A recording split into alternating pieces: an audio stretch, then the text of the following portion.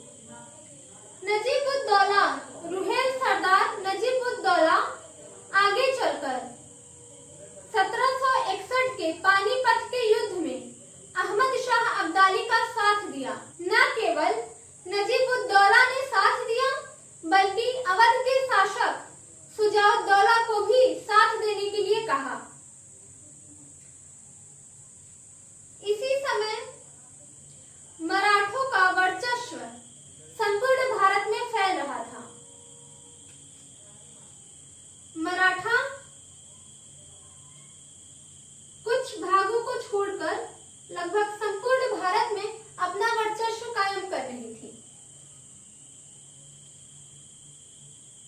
मैसूर की तरफ हैदर अली और त्रावण के नीचे केरल में त्रावणकोट का युद्ध चल रहा था उस समय। मैसूर में हैदर अली, इधर मद्रास की साइड थोड़ा सा आते हैं मराठा, और फिर इधर निजाम का स्टेट हो जाता है, निजाम। हैदराबाद में निजाम, ये निजाम, हैदराबाद में निजाम और ये मराठे, और मैसूर में हैदर अली। मराठे कटक जो उड़ीसा में है, कटक से लेकर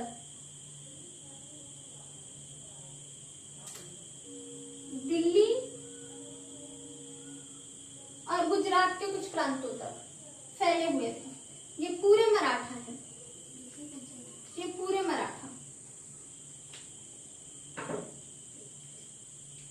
मराठा इधर बंगाल है, इधर बिहार, लखनऊ,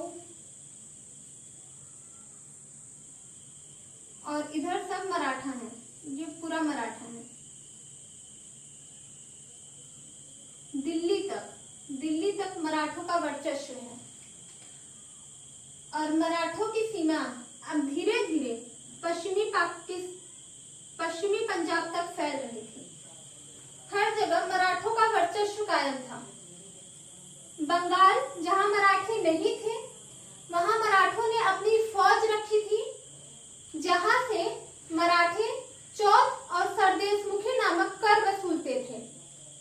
इसी तरह बिहार, लखनऊ, बनारस, हर जगह जहां मराठे अपना अधिकार नहीं स्थापित कर पाए थे, वहां अपनी फौज को रखकर चौथ और सरदेशमुखी नामक कर वसूलते थे। मराठा धीरे धीरे आगे बढ़ते बढ़ते राजपूतों की संप्रभुता में भी हस्तक्षेप करने लगे। इधर राजपूत हैं, राजपूतों की संप्रभुता में भी हस्तक्षेप करने लगे, और मराठे उत्तर पश्चिम की तरफ पश्चिमी पंजाब तक पहुंच गए, जहां पश्चिमी पंजाब में अहमद शाह अब्दाली का शासन चल रहा था। अहमद शाह अब्दाली और मराठों की सीमाएं अब आपस में टकरा गई थी। मराठों से बंगाल, बिहार, लखनऊ, राजपूतों का शासन सब परेशान थे। राजपूतों ने बंगाल, बिहार, लखनऊ, छोटी छोटी ऐसी रियासतों से मिलकर एक षड्यंत्र रचा और अहमद शाह अब्दाली को मराठों की संप्रभुता पर आक्रमण करने के लिए उकसाया।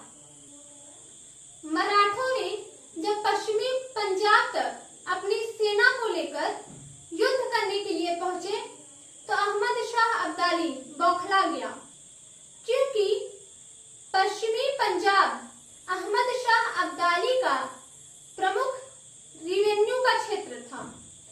अहमद शाह अब्दाली का जो सोर्स ऑफ रेवेन्यू था, जिससे बड़ा कर वसूलता था अहमद शाह अब्दाली, वह पश्चिमी पंजाब था। पूरा पंजाब क्षेत्र उपजाऊ है, इसलिए अहमद शाह अब्दाली के कर का एक बड़ा हिस्सा पश्चिमी पंजाब से प्राप्त होता था। अहमद शाह अब्दाली ने 1759 के अक्टूबर में छठी बार पंजाब पर हमला किया, जिस पर मराठा अपना आधिपत्य स्थापित करना चाहते थे।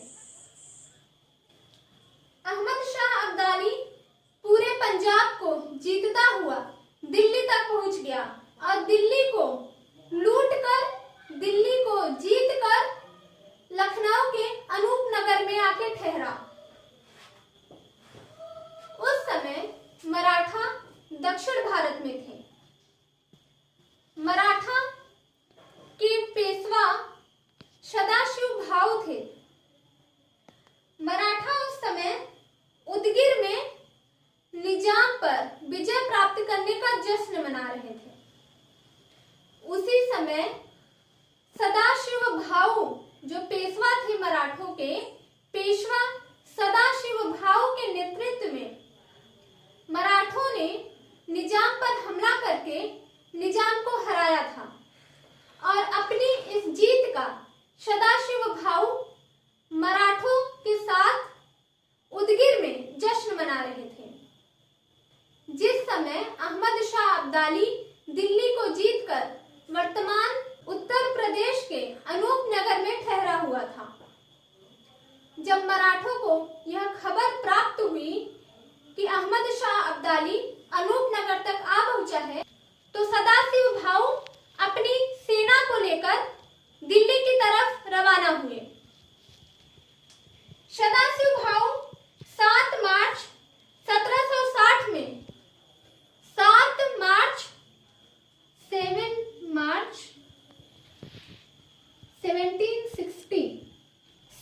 मार्च 1760 को दिल्ली के लिए रवाना हुए।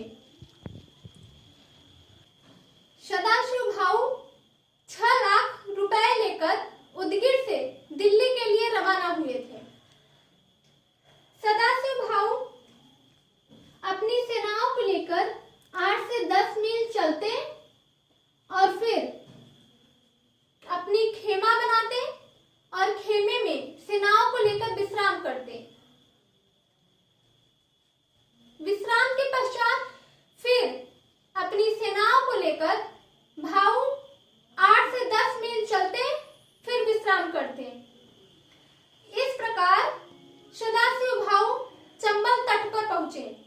चंबल तट पर मराठों के सरदार जो उत्तर भारत को संभाल रहे थे, मराठों के सरदार ने सदाशिव भाऊ से कहा कि वे आगे ना बढ़े, क्योंकि चंबल को पार करने के बाद गोरिल्ला युद्ध करना कठिन हो जाएगा, या फिर कहें तो चंबल को पार करने के बाद गोरिल्ला युद्ध करना लगभग असंभव हो जाएगा। और गोरिल्ला युद्ध ऐसी जगहों पर किया जा सकता है जहां छुपने के लिए जगह हो, जैसे चंबल के बीहड़ में छुपकर सदाशिव भाऊ गोरिल्ला युद्ध कर सकते थे, या फिर दक्षिण भारत में पश्चिमी घाट में छुपकर, पठारों में छुपकर, जंगलों में छुपकर मराठा गोरिल्ला युद्ध किया करते थे। लेकिन चंबल पार करने के बाद उत्तर के मैदान में गोरिल्ला युद्ध संभव नहीं था। फिर भी सदाशिव भाऊ का उस समय यह सोचना था कि हम इतनी दूर युद्ध करने आए हैं, तो फिर चंबल के बीहड़ में रुके क्यों हम इंतजार करें कि अहमद शाह अब्दाली उत्तर भारत को लूटता हुआ चंबल तक पहुंचे, फिर हम उस पर आक्रमण करें। यह सदाशिव भाऊ का व्यक्तिगत विचार था। हालांकि सदाशिव भाऊ के सरदारों ने उन्हें मना किया था कि वह चंबल को पार ना करें। सदाशिव भाऊ चंबल को पार करके धौलपुर पहुंचे। धौलपुर का शासक सूरजमल था। सूरजमल एक जाट शासक था जो धौलपुर, भरतपुर और आसपास के इलाकों पर शासन कर रहा था। सूरजमल का सामना पहले भी अहमद शाह अब्दाली से हो चुका था तथा सूरजमल का खजाना अहमद शाह अब्दाली ने पहले ही लूट लिया था। इस बार जब 1759 में अहमद शाह अब्दाली का आक्रमण हुआ, तो सूरजमल ने ठान लिया था कि वह मराठों का साथ देगा और अहमद शाह अब्दाली से अपना पुराना हिसाब चुकता करेगा। सूरजमल ने, जो जाट शासक थे, धौलपुर में जब सदाशिव भाऊ अपनी सेनाओं को लेकर आए तो उन्हें शरण दिया और उनसे गोरिल्ला युद्ध करने के लिए कहा। मराठों का गोरिल्ला युद्ध पर पूरी तरह से कमान था। मराठों का रिकॉर्ड था कि अभी तक जितने भी गोरिल्ला युद्ध मराठों ने किया था, उन सब में मराठों ने विजय प्राप्त की थी।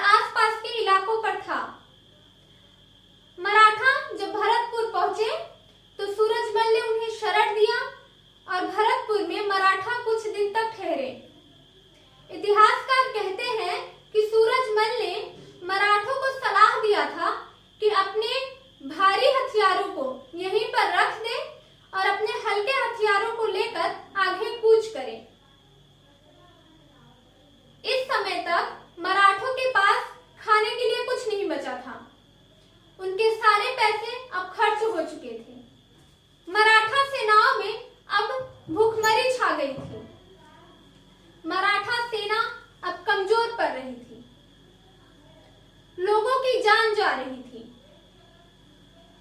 वे बड़े हथियार को ढोने में असफल हो रहे थे। इसलिए सूरजमल ने उन्हें धन दिया, खाने के लिए अनाज दिया और उन्हें भारी हथियार को आगे ले जाने के लिए रोका। उस समय अहमद शाह अब्दाली अनूपपुर में ठहरा हुआ था, जहां उसे रोहिल्ला सरदार नजीब-उद-दौला से खाने के लिए अनाज प्राप्त हो रहा था, धन प्राप्त हो रहा था, खाने के लिए रशद प्राप्त हो रहा था। 2 जून 1760 में मराठा ग्वालियर पहुंचे। मराठा 2 जून 1760 में ग्वालियर पहुंचे और अब तक मराठा की सेना बहुत कमजोर हो चुकी थी। भूखमरी अपना सीमा उल्लंघन कर रही थी। अहमद शाह अब्दाली, जिसे रोहिल्ला सरदार नजीब-उद-दौला ने सलाह दिया कि उसे शुजा-उद-दौला से खुद जाकर बातचीत करनी चाहिए। अहमद शाह अब्दाली अवध के नवाब शुजा-उद-दौला के पास खुद गया और जाकर उससे बातचीत की और उसे अपने साथ मिलाया। इतिहासकारों का कहना है कि अहमद शाह अब्दाली सुन्नी मुसलमान था और शुजा-उद-दौला भी सुन्नी मुसलमान था। अहमद शाह अब्दाली धर्म के नाम पर शुजा-उद-दौला को बरगलाया और उसे अपने साथ मिलाया। शुजा-उद-दौला बेमन से, भले ही शुजा-उद-दौला एक सुन्नी मुसलमान था, फिर भी शुजा-उद-दौला एक भारतीय था। बेमन से शुजा-उद-दौला अहमद शाह अब्दाली के साथ अपनी 6 से 8 हजार सेनाओं को लेकर मिला, जबकि शुजा-उद-दौला के पास उस समय लगभग 25 से 30 हजार सेनाएं थी। फिर भी शुजा-उद-दौला अहमद शाह के साथ अपनी 6 से 8 हजार सेनाओं को लेकर ही गया। मराठा अब आगे बढ़ने लगे।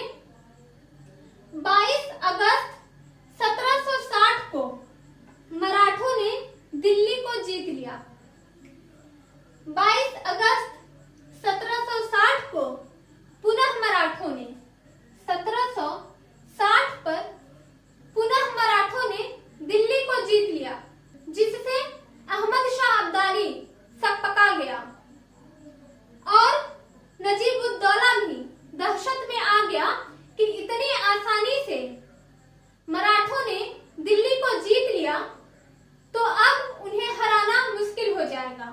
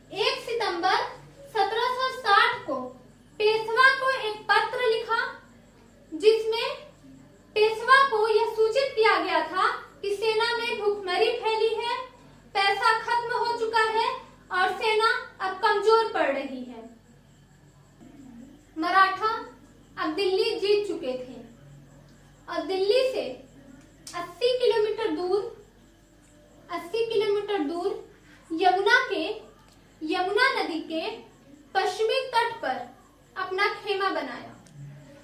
यमुना नदी के पश्चिमी तट पर दिल्ली और यहाँ से 80 किलोमीटर की दूरी पर पानीपत, और यहाँ पर मराठों ने अपना खेमा बनाया। यमुना नदी के पूर्व में अनूपनगर में अब्दाली रह रहा था।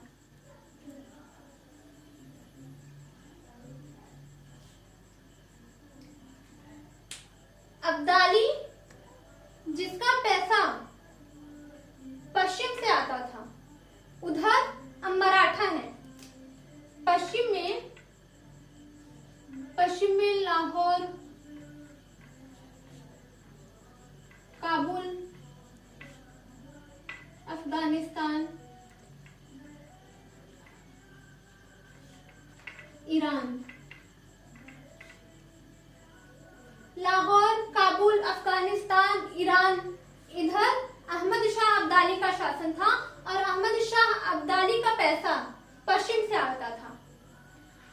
अब स्थिति ऐसी बन गई थी कि यमुना नदी के पश्चिम में पानीपत में मराठों का खेमा था और मराठों ने पूरे पश्चिम को घेर लिया था और मराठों ने अहमद शाह अब्दाली की सप्लाई लाइन को बंद कर दिया था। नजीब-उद-दौला कब तक अहमद शाह अब्दाली के सेनाओं को पैसा देता, कब तक भोजन प्राप्त करवाता। अहमद शाह अब्दाली ने भी यही चाल चली और मराठों का संचार दक्षिण भारत तथा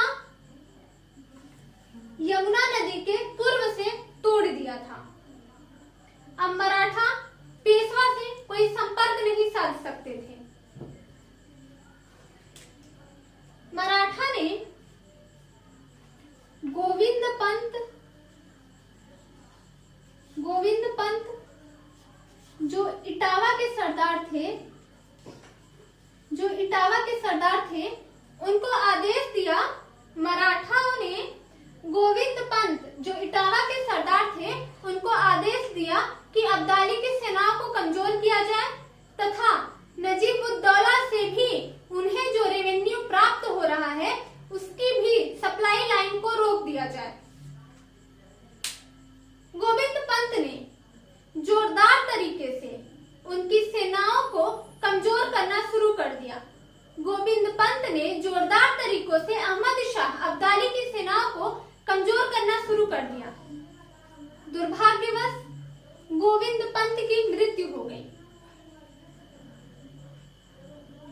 पानीपत में अकेले मराठा जिंदगी और मौत के बीच लड़ रहे थे। उस समय कोई भी उत्तर भारत का शासक भारत को बचाने नहीं आया। अकेले मराठा अहमद शाह अब्दाली जैसे क्रूर और सनकी शासक से लड़ रहे थे। पानीपत में खाने के लिए मराठों के पास कुछ भी नहीं था। मराठा सेना बहुत कमजोर हो गई थी। इसी बीच पानीपत में हैजा फैल गया। जगह जगह जानवरों की लाशें, सेनाओं की लाशें बिखरी हुई थी। आप उस दुर्गंध का अनुमान लगा सकते थे कि हर जगह हैजा फैला हुआ है, गंदगी फैला हुआ है, जानवर मरे पड़े हैं, सेनाएं मर रही हैं, खाने के लिए कुछ नहीं है, पैसा नहीं है। ऐसी सेना को लेकर सदाशिव भाऊ कैसे अहमद शाह अब्दाली से जीत पाते। आप उस बदबू का, उस परिस्थिति का अंदाजा लगा सकते हैं कि कैसे सदाशिव डटे रहे। इतने दृढ़ संकल्पित, इतने दृढ़ निश्चय सदाशिव भाऊ अभी भी अहमद शाह अब्दाली से लड़ने के लिए तैयार थे। कुछ समय बीता और अब मराठा की सेना युद्ध करने से पीछे हटने लगी। अब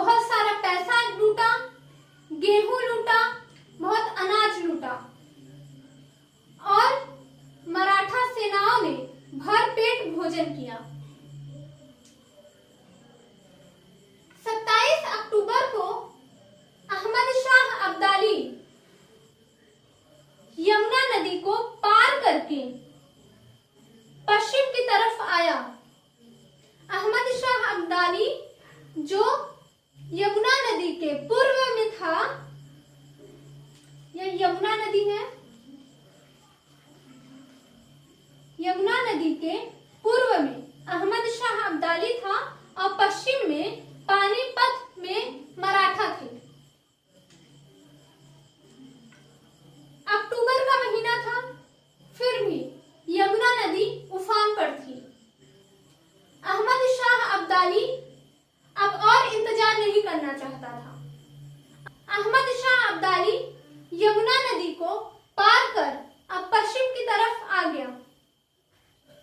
27 अक्टूबर 1960 को अहमद शाह अब्दाली पूर्व की तरफ यमुना नदी के पश्चिम की तरफ आया। 27 अक्टूबर 1760 को अहमद शाह अब्दाली जो यमुना नदी के पूर्व में था, अब वह यमुना नदी को पार कर पश्चिम में आ गया। जब मराठा सेनाओं को पता चला कि अहमद शाह अब्दाली अब यमुना नदी के पश्चिम में है, तो सेनाओं में हड़कंप मच गया। अहमद शाह अब्दाली छुप छुपाकर यमुना को पार कर पश्चिम की तरफ आया था। इतिहासकारों का मानना है कि अहमद शाह अब्दाली भी युद्ध नहीं करना चाहता था। अब वह थक गया था, उसके पास भी अब पैसे नहीं थे। इधर मराठा भी युद्ध नहीं करना चाहती थी, लेकिन फिर भी दोनों सेनाएं हार मानने को तैयार नहीं थी। धीरे धीरे समय बीतता गया और अब 1761 सन 1761 आ गया था। 13 जनवरी 1761 की रात्रि में 13 जनवरी 1761 की रात्रि में मराठा सरदारों ने मंत्रणा की और यह विचार रखा कि अपनी सेनाओं को पश्चिम में पूरी तरह से घेरा डालकर आगे बढ़ना चाहिए और दिल्ली को जीतते हुए दिल्ली की तरफ से दक्षिण की ओर चले जाना चाहिए। चूंकि मराठा सरदार पश्चिम में घेरा डाल के चौमुखी घेरा, जिसे मराठा सरदार चौमुखी घेरा कहते थे, कि चारों तरफ से सेनाओं का एक किला बनाकर आगे बढ़ना।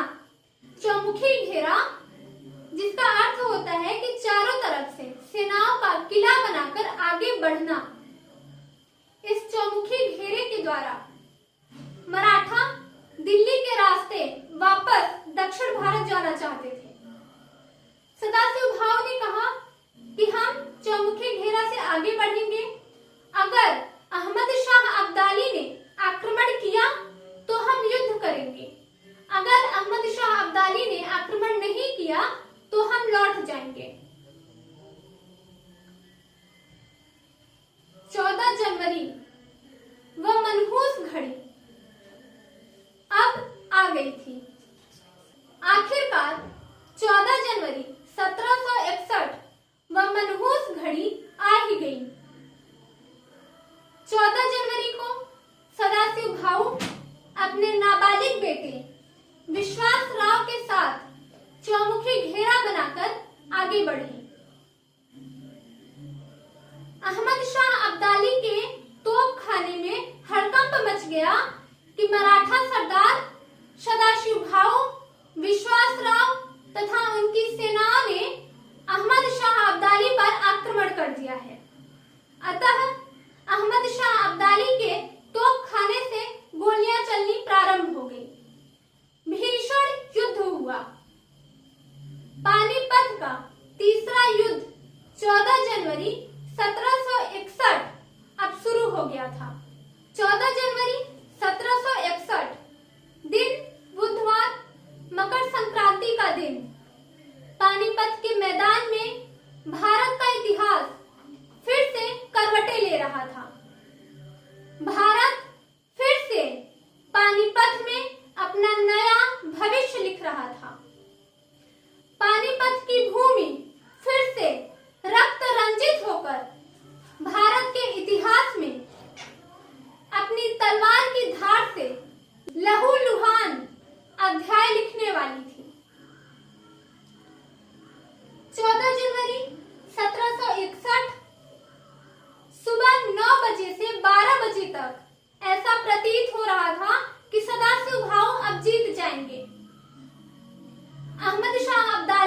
अब पिछड़ रहा था कि सदाशिव भाऊ की सेना अब जीत रही है तथा मराठा अहमद शाह अब्दाली पर अपना विजय पताका फहराएगी।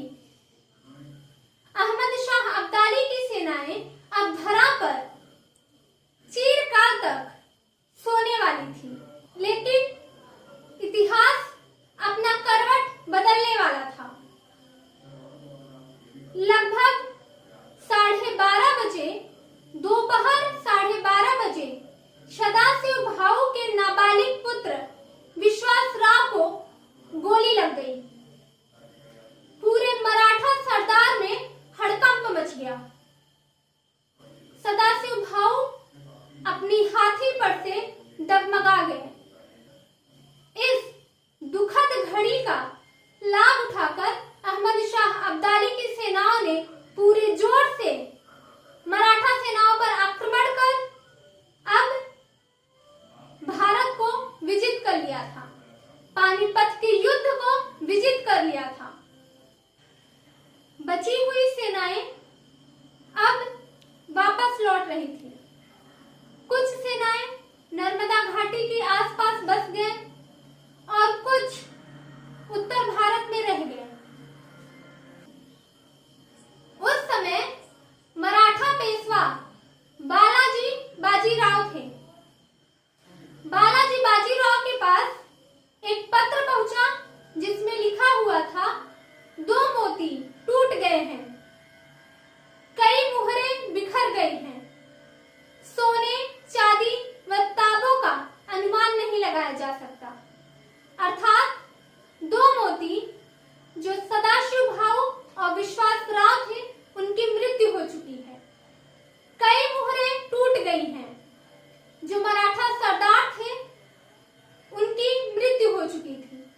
सोने चांदी तांबे का अनुमान नहीं लगाया जा सकता। अर्थात सेनाएं छिन्न भिन्न हो गई हैं, सेनाओं का कत्लेआम हो गया है।